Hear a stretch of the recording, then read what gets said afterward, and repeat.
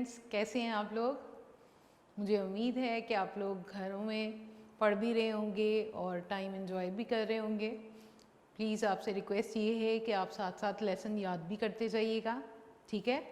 आज का हमारा टॉपिक होगा next cellular organisation.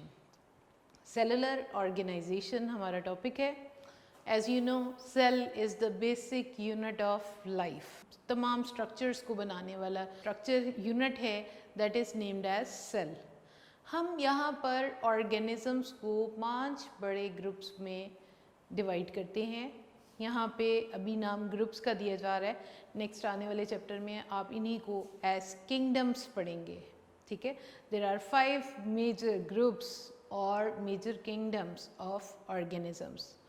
First one group is named as prokaryotes, second one protist, third one fungi, fourth one plants and fifth one is animals. यहाँ पर सबसे simplest form में जो organisms हैं that are prokaryotes. Prokaryotes जिनको हम Monera भी नाम देते हैं, monerans. Prokaryotes are those organisms which are simple in structure and they do not contain proper membrane bounded nucleus. Membrane bounded nucleus उनमें नहीं पाया जाता है।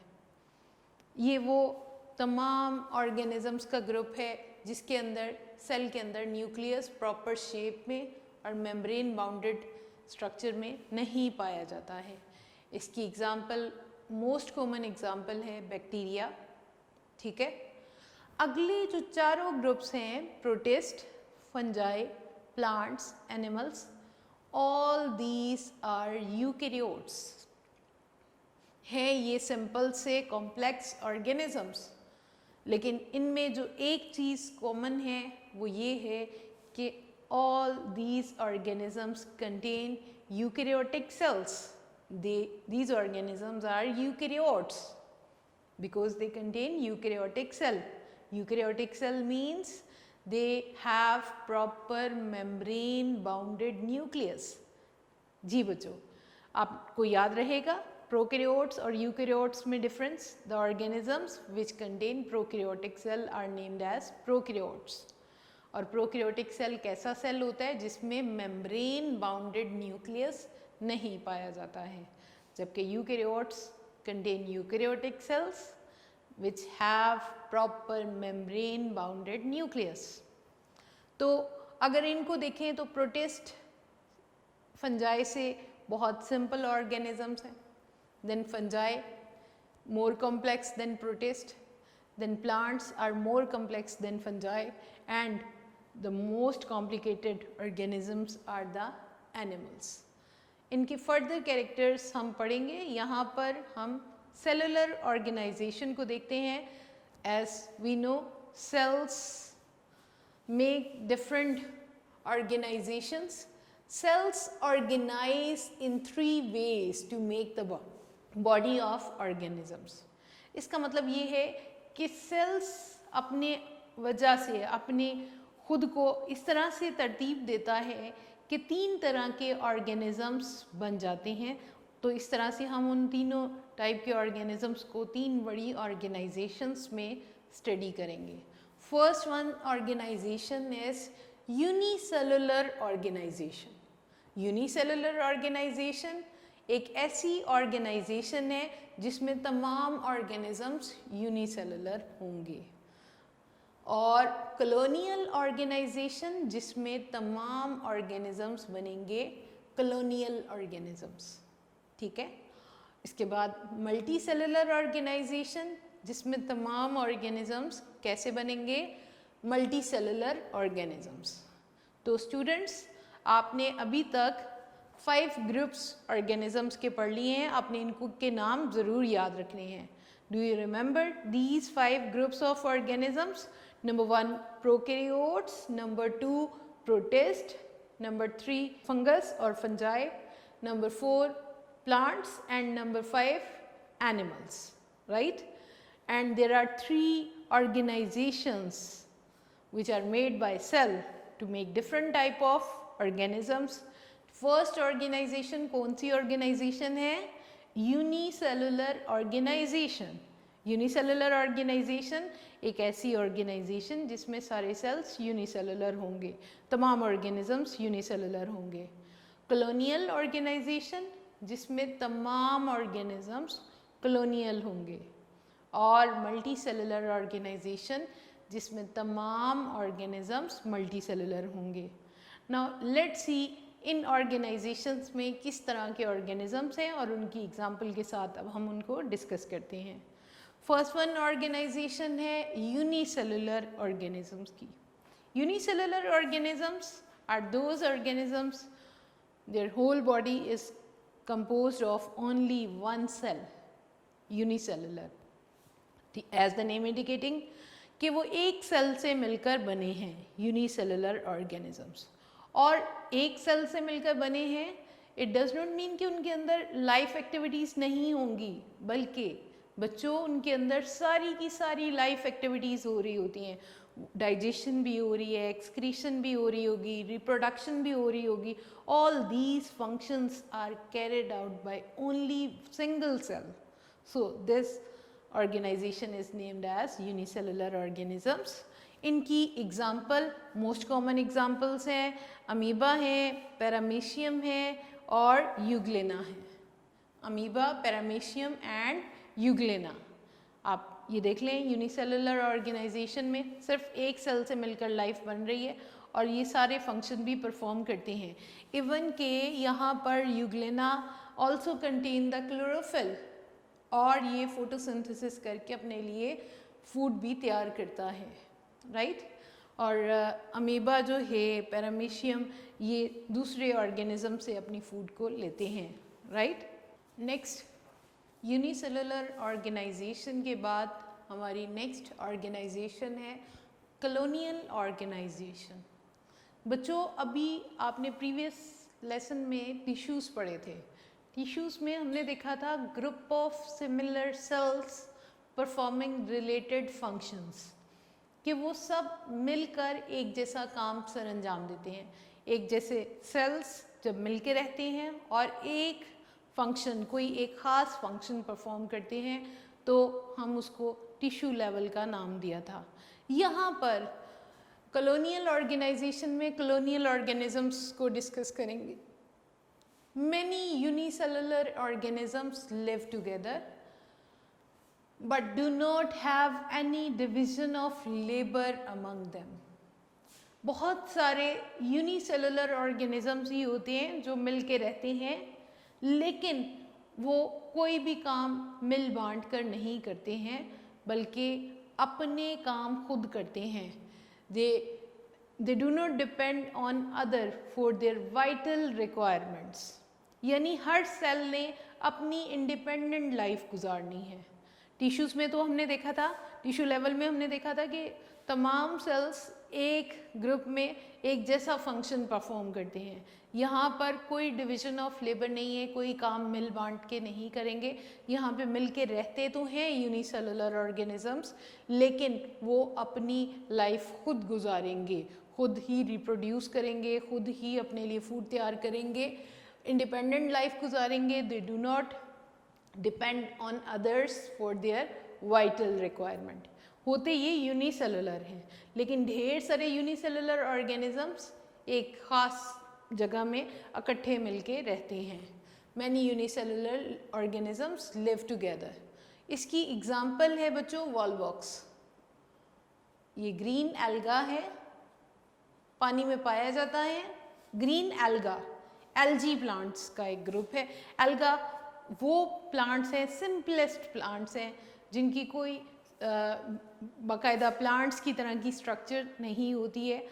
रूट, स्टेम, लीव्स नहीं होते, बल्कि वो सिर्फ ग्रीन कलर की एक स्ट्रक्चर होती है, और हम इसको माइक्रोस्कोप से स्टडी कर सकते हैं इसकी कॉलोनी को. Volvox is a green alga found in water, shows colonial organisation.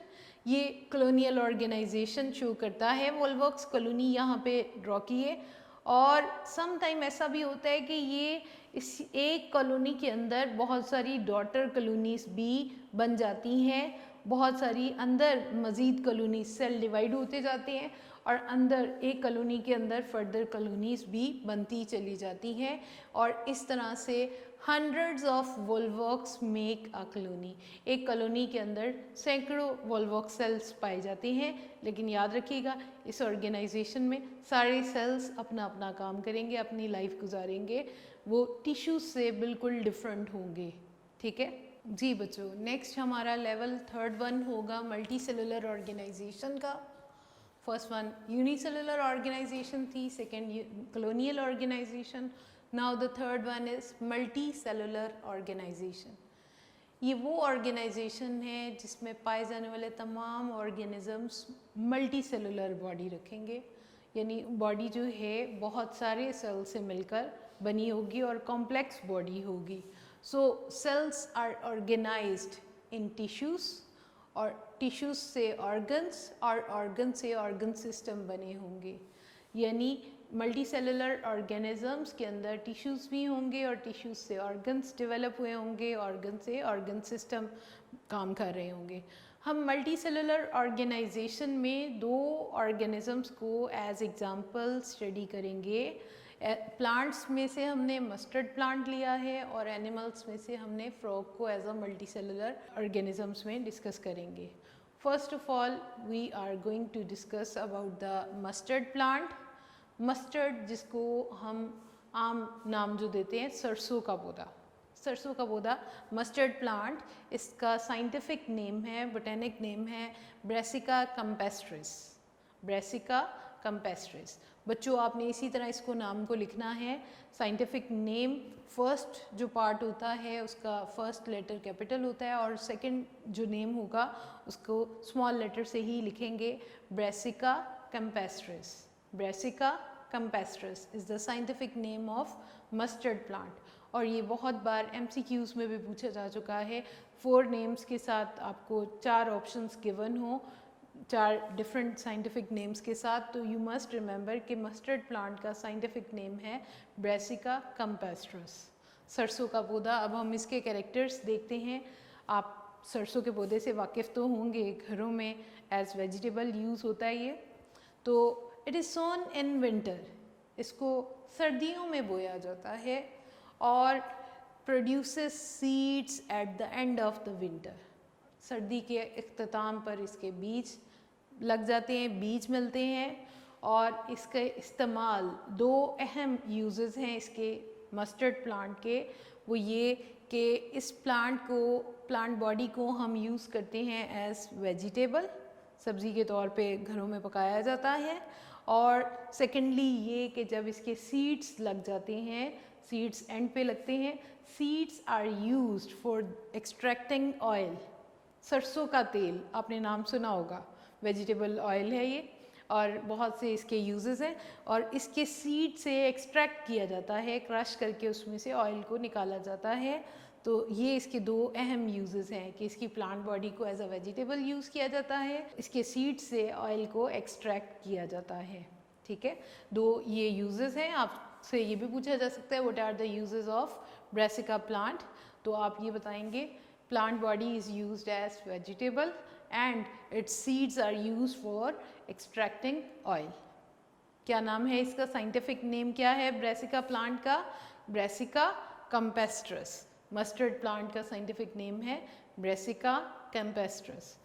अब हम इसकी प्लांट बॉडी की बात करते हैं तो plant body consist of 2 main parts.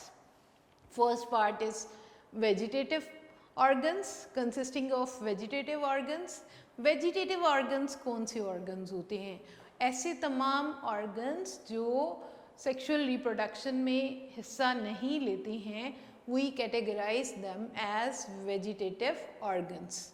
Vegetative organs में कौन कौन से पार्ट शामिल हो जाएंगे? Root, stem, leaves and branches. ये सब क्या हैं? वेजिटेटिव ऑर्गन्स है, because they do not take part in the reproduction. While reproductive organs कौन से ऑर्गन है? इसके फ्लावर्स जो हैं वो रिप्रोडक्टिव ऑर्गन्स हैं जिनमें फर्टिलाइजेशन होगी और इससे फ्रूट्स और सीड्स प्रोड्यूस होते हैं।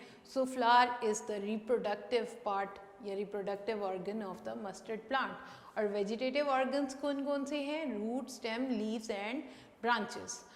और ये क्यों वेजिटेटिव ऑर्गन्स हैं? Because they do not take part in the sexual reproduction, so these are named as vegetative organs. तो आपने इसका साइंटिफिक नेम भी याद कर लिया है, ब्रेसिका कैम्पेस्ट्रस। इसके यूजेस दो हैं, वेजिटेबल के तौर पे प्लांट बॉडी यूज़ होती है, और दूसरा ये कि इसके सीड्स को से हम ऑयल एक्सट्रैक्ट करते हैं। और एक MCQ बहुत बार आता है, सॉन इन डैश सीजन। कब बोया जाता है? इन द विंटर, सर्दियों में इसको बोया जाता है, और एंड ऑफ द विंटर इसके बीज हासिल हो जाते हैं। ठीक है, तो ये था ब्रेसिका प्लांट के बारे में। नेक्स्ट एग्जाम्पल है मल्टी सेलुलर ऑर्गेनाइजेशन की फ्रॉग। मल्टी सेलुलर ऑर्गेनिज्म है, मल्टी सेलुलर एनिमल है। हमने मल्टी सेलुलर प्लांट में एग्जाम्पल डिस्कस की है मस्टर्ड प्लांट को। ठीक है, फ्रॉग जैसे हमने उसका साइंटिफिक नेम याद किया बच्चों, ब्रेसिका कैम्पेस्ट्रस मस्टर्ड प्लांट था। अब हम फ्रॉग का साइंटिफिक नेम देखते हैं, that is very interesting, Rana tigrina. Rana tigrina क्या नाम है? ये भी MCQs में या शॉर्ट में पूछा जा सकता है, राना टिग्रीना साइंटिफिक नेम है इसका। ये भी मल्टी सेलुलर ऑर्गेनिज्म है, और इसके अंदर बहुत वेल डेवलप्ड ऑर्गन्स सिस्टम्स पाए जाते हैं। और स्टूडेंट्स आप लोग इसकी डाइसेक्शन भी करेंगे। डाइसेक्शन में आप इसके डिफरेंट ऑर्गन्स को स्टडी करेंगे, लाइक इसके ओरल कैविटी कैसी है, इसकी स्किन का colour, then digestive system, respiratory system, और रेस्पिरेटरी सिस्टम के साथ साथ रिप्रोडक्टिव ऑर्गन्स और एक्सक्रीटरी सिस्टम, ये तमाम सिस्टम्स को हम स्टडी करेंगे, और ये वेल डेवलप्ड पाए जाते हैं फ्रॉग के अंदर। फ्रॉग में डिफरेंट टिश्यूज़ पाए जाते हैं। टिश्यूज़ में देखते हैं कौन कौन से टिश्यूज़ हैं। एनिमल टिश्यूज़, ग्लैंडुलर टिश्यूज़ पाए जाते हैं, एपिथेलियल टिश्यूज़, और इसके अलावा नर्वस टिश्यूज़ पाए जाते हैं। नर्वस टिश्यूज़ के अलावा मस्कुलर टिश्यूज़ भी यहाँ पर हैं, muscular,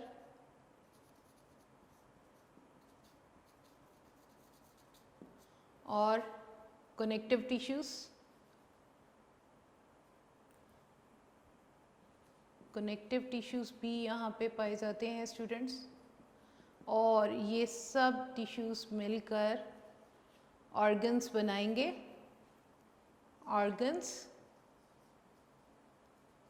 organs like stomach, pancreas और लंग्स, ये सारे ऑर्गन्स मिलकर फिर ऑर्गन सिस्टम, एक डिफरेंट ऑर्गन सिस्टम्स काम करेंगे यहाँ पे। ऑर्गन सिस्टम में डाइजेस्टिव सिस्टम यहाँ पे वेल डेवलप पाया जाता है। डाइजेस्टिव सिस्टम,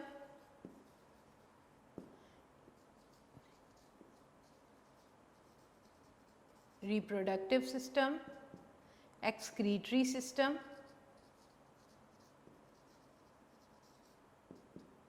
नर्वस सिस्टम यहाँ पे पाया जाता है, और बहुत से दूसरे सिस्टम भी फ्रॉग के अंदर वेल डेवलप पाए जाते हैं। ये था हमारा टॉपिक सेलुलर ऑर्गेनाइजेशन का। तो इसमें हमने ये डिस्कस किया कि 5 टाइप के ऑर्गेनिजम्स हैं, और सेल्स किस तरह से ऑर्गेनाइज होते हैं। उनको बनाने के लिए उन 5 टाइप के ऑर्गेनिजम्स को 3 तरह से ऑर्गेनाइज होते हैं, unicellular, colonial and multi cellular.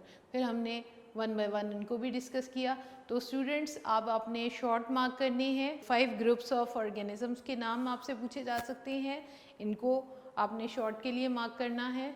कितनी ऑर्गेनाइजेशंस पाई जाती हैं, सेलुलर ऑर्गेनाइजेशंस कितनी टाइप की होती हैं? 3 टाइप की होती हैं। ये MCQ के लिए आप मार्क करेंगे। इसके बाद unicellular organisms, what are unicellular organisms? तो आप इसको सेकेंड पैराग्राफ में गिवन है यूनिसेलुलर ऑर्गेनाइजेशन में। इस पैराग्राफ को विद एग्जांपल आप लिखेंगे कि unicellular organisms consist of one cell and all life activities are carried out by one cell, और उसके साथ एग्जांपल देंगे अमीबा, पैरामीशियम एंड यूग्लेना। और सेकंड शॉर्ट जो इसमें से बहुत फ्रीक्वेंटली आ चुका है दैट इज़ कॉलोनियल ऑर्गेनाइजेशन या what is colonial organism. Colonial organisation, colonial organisms पाए जाते हैं। कॉलोनियल ऑर्गेनिजम्स ऐसे यूनिसेलुलर ऑर्गेनिजम्स हैं जो बहुत सारे रहते तो हैं लेकिन डिवीज़न ऑफ लेबर उनमें नहीं होती है। They spend their own life, वो अपनी ज़िंदगी खुद गुजारते हैं। Hundreds of volvox cell live together but do not have any division of labor among them. Volvox is the example of colonial organization. ये भी MCQs में आ चुका है. Dash is the example of colonial organization. इसमें examples 3-4 option के साथ given हो सकती है. तो you must remember कि colonial organization की example है Volvox alga जो कि एक green alga है. इसके बाद मल्टी सेलुलर ऑर्गेनाइजेशन में आपने फ्रॉग को स्टडी किया और मस्टर्ड प्लांट को। मस्टर्ड प्लांट में से भी बहुत सारे MCQs आ चुके हैं, आप अपने नोट्स में से भी देखिएगा। इसके अलावा आप बुक के ऊपर भी मार्क कर सकते हो कि कब इसको बोया जाता है इन द विंटर, और इसका साइंटिफिक नेम आपने याद करना है। साइंटिफिक नेम MCQs में भी पूछा जा सकता है और शॉर्ट में भी आपको ये देख लें कि शॉर्ट में भी ये नाम पूछे जा सकते हैं। उसके बाद यूजेस ऑफ ब्रेसिका प्लांट है, 2 यूजेस हैं। कौन कौन से यूजेस आपने स्टडी किए हैं? Plant body is used as vegetable, और दूसरा यूज़ क्या था इसका कि ऑयल, इसके सीड से ऑयल को एक्सट्रैक्ट किया जाता है, ऑयल लिया जाता है इसके बीज में से। इसके बाद इसके बॉडी पार्ट्स कितने होते हैं? 2 तरह के हैं। हमने इसकी बॉडी को 2 हिस्सों में डिवाइड किया है, 2 बॉडी पार्ट्स में, 2 मेन पार्ट्स में डिवाइड किया है। One is named as vegetative parts and the second one is reproductive parts. Vegetative parts which do not take part in sexual reproduction, और वो कौन कौन से हैं? Root, stem and leaves and branches. ठीक है। उसके बाद बेटे आपने उसके बताना है कि रिप्रोडक्टिव पार्ट कौन सा है। रिप्रोडक्टिव पार्ट है फ्लावर, क्योंकि फ्लावर में फर्टिलाइजेशन होती है और फ्रूट बनता है, और फ्रूट से सीड्स प्रोड्यूस होते हैं। फ्रूट और सीड फ्लावर से प्रोड्यूस होते हैं। So flower is the reproductive part of the flower plant. इसके बाद आपने फ्रॉग को डिस्कस किया। फ्रॉग का साइंटिफिक नेम आपने याद रखना है, दैट इज़ राना टिग्रीना, और ये एक मल्टी सेलुलर एनिमल है और मल्टी सेलुलर ऑर्गेनाइजेशन में इंक्लूड है। इसके अंदर डिफरेंट टाइप के टिश्यूज़, एनिमल के तमाम टाइप के टिश्यूज़ पाए जाते हैं। ग्लैंडुलर टिश्यूज़, एपिथेलियल जिसको कहते हैं, glandular tissues, nervous tissues, connective tissues, muscular tissues, और ये सब टिश्यूज़ मिलकर डिफरेंट ऑर्गन्स बनाते हैं, ऑर्गन्स मिलकर ऑर्गन सिस्टम, और ये सब सिस्टम्स मिलकर एक लिविंग ऑर्गेनिज्म फ्रॉग की लाइफ को बनाते हैं। आज आपने ये वाला सबक अच्छी तरह से याद कर लेना है, ठीक है जी students. At the end of this lecture हमारा ये चैप्टर कंप्लीट हो चुका है।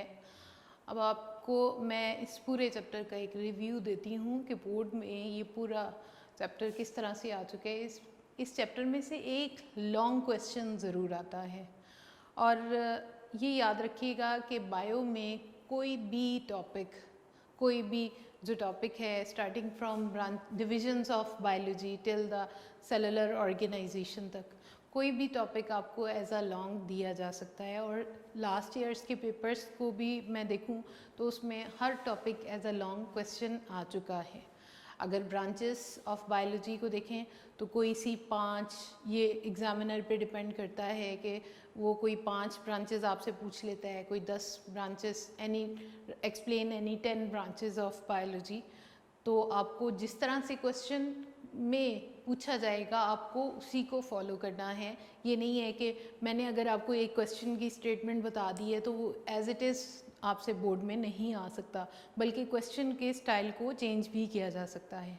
नेक्स्ट टॉपिक था हमारा relationship of biology with other sciences.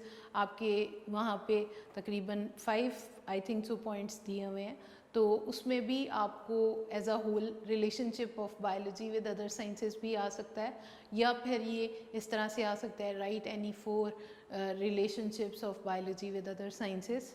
4 और 5 के साथ भी आपको एनी 4 और एनी 5 भी आ सकते हैं।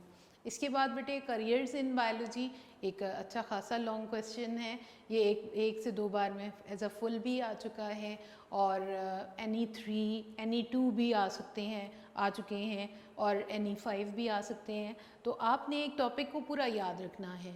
हो सकता है कि कोई स्पेसिफिक पॉइंट्स पूछ लिए जाएं, explain fisheries and farming and forestry, तो फिर आपको वो 3 ही मखसूस लिखने होंगे। हाँ, अगर आपसे कहा जा रहा है explain any 3 careers, any 4 careers और 5 करियर्स इन बायोलॉजी, तो आपके पास फिर चॉइस होगी कि आप उनको एक्सप्लेन कर सकते हैं। इसके बाद करियर्स के बाद कुरान एंड बायोलॉजी।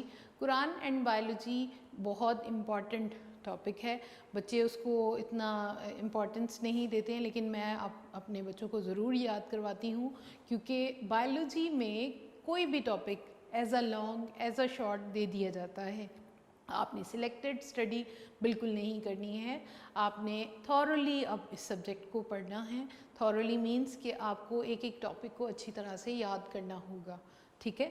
इसके बाद मुस्लिम साइंटिस्ट सेवरल टाइम, देखिए छोटा सा पॉइंट है और सेवरल टाइम आपको बोर्ड में एज अ लॉन्ग आ चुका है 4 मार्क्स में। 3 साइंटिस्ट हैं लेकिन 4 और 5 मार्क्स में उन्होंने एडजस्ट किया होता है, तो आपने इसको भी बहुत अच्छी तरह से याद करना है। जैसे कि मैंने शुरू में बताया है कि एक लॉन्ग पार्ट आपको फर्स्ट चैप्टर में से ज़रूर आता है। मुस्लिम साइंटिस्ट के बाद जो आज हमने टॉपिक पढ़ा था that was levels of organisation, levels पढ़े थे, उनमें से वो लेवल्स का सीक्वेंस शॉर्ट में पूछा जा सकता है, आपको सीक्वेंस से भी याद रखने होंगे, और साथ ही साथ में आपको ये भी बताना होगा कि कोई जैसे मैंने आपको ब्रांचेस और करियर में बताया कि कोई स्पेसिफिक करियर भी लेवल्स भी आपसे पूछे जा सकते हैं कि explain the organelle level, organ and organ system level and tissue level, कोई से 2 या 3 आपसे पूछे जा सकते हैं। या फिर आपसे कोई आपको ये भी कहा जा सकता है explain any 5 levels of organisation, तो आपको कोई से 5 एक्सप्लेन करने होंगे, वो आपकी अपनी चॉइस होगी, ठीक है। इसके बाद लास्ट टॉपिक था हमारा सेलुलर ऑर्गेनाइजेशन का, ये भी बोर्ड में several time as a long आ चुका है। तो इसमें आपको से ये भी पूछा जा सकता है what do you mean by cellular organisation, या explain cellular organisation, explain the 3 cellular organisations. 3 cellular organisations की भी बात होगी तो भी आपने पहले 5 ग्रुप्स का जिक्र करना है, फिर उसके बाद 3 ऑर्गेनाइजेशंस पे आ जाएंगे, यूनिसेलुलर, कॉलोनियल और मल्टी सेलुलर ऑर्गेनाइजेशन। जब आपका ये चैप्टर पूरा अच्छी तरह से याद हो जाए तो आप लोगों ने साथ ही में इसके MCQs जो हमारे यूनिक नोट्स में फुल फॉर्म में दिए गए हैं वो आपने वहाँ से ज़रूर पढ़ ले हैं, ठीक है। और स्पेशली बच्चों जो आपको मैंने हाईलाइट करवाए हैं बुक के ऊपर और जो आपके नोट्स के अंदर लिखे हैं के बोर्ड में भी आ चुके हैं, उनको भी ज़रूर देखिएगा। और उसके साथ ही शॉर्ट क्वेश्चंस को भी आपने अच्छी तरह से याद करना है। और यहाँ पे इस डिस्कशन का मकसद ये है कि आप क्वेश्चन से बाउंड ना हो जाएं, आप अपना एक टॉपिक क्लियर रखिएगा, आपसे किसी भी तरह से उस टॉपिक में से क्वेश्चन पूछा जा सकता है, ठीक है। आई होप कि आपको ये बात समझ आ गई होगी। Thank you so much.